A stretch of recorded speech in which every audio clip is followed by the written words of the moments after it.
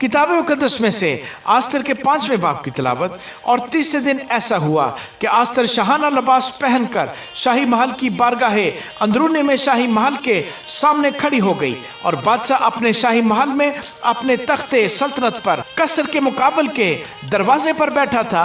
और ऐसा हुआ कि जब बादशाह ने आस्तर मलका को बारगाह में खड़ी देखा तो वो उसकी नजर में मकबूल ठहरी, और बादशाह ने वो सुनहला असा जो उसके हाथ में था आस्तर की तरफ बढ़ाया। सो आस्तर ने नजदीक जाकर आसा की नोक को छुआ।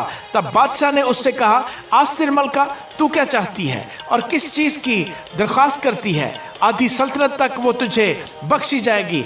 आस्तर ने अर्ज की, अगर बादशाह को मंजूर हो तो बादशाह उस जश्न में जो मैंने उसके लिए तैयार किया है हमान को साथ लेकर आज तशरीफ लाए। बादशाह ने फरमाया कि हमान को जल्द लाओ ताकि आस्तर के कहीं के मुआफिक किया जाए। सो बादशाह और हमान उस जश्न में आए जिसकी तैयारी आस्तर ने की थी। और बादशाह ने जश्न में मैनोशी के वक्त आस्तर से पूछा कि तेरा क्या सवाल है, वो मंजूर होगा।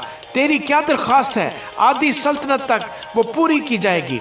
आस्तर ने जवाब दिया, मेरा सवाल और मेरी दरख्वास्त ये है, अगर मैं बादशाह की नज़र में मकबूल हूँ और बादशाह को मंजूर हो कि मेरा सवाल कबूल और मेरी दरख्वास्त पूरी करे, तो बादशाह और हमान मेरे जश्न में जो मैं उनके लिए तैयार करूँगी आएँ, और कल जैसा बादशाह ने इरशाद किया है मैं करूँगी।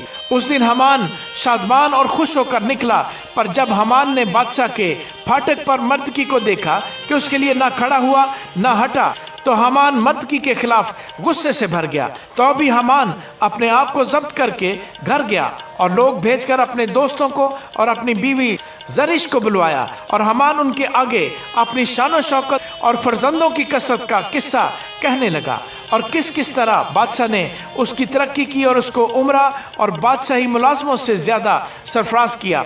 हमान ने यह भी कहा, देखो आस्तर मलका ने सिवा मेरे किसी को बादशाह के साथ अपने जश्न में जो उसने तैयार किया था आने ना दिया, और कल के लिए भी उसने बादशाह के साथ मुझे दावत दी है। तो भी जब तक मर्द की यहूदी मुझे बादशाह के फाटक पर बैठा दिखाई देता है, इन बातों से मुझे कुछ हासिल नहीं।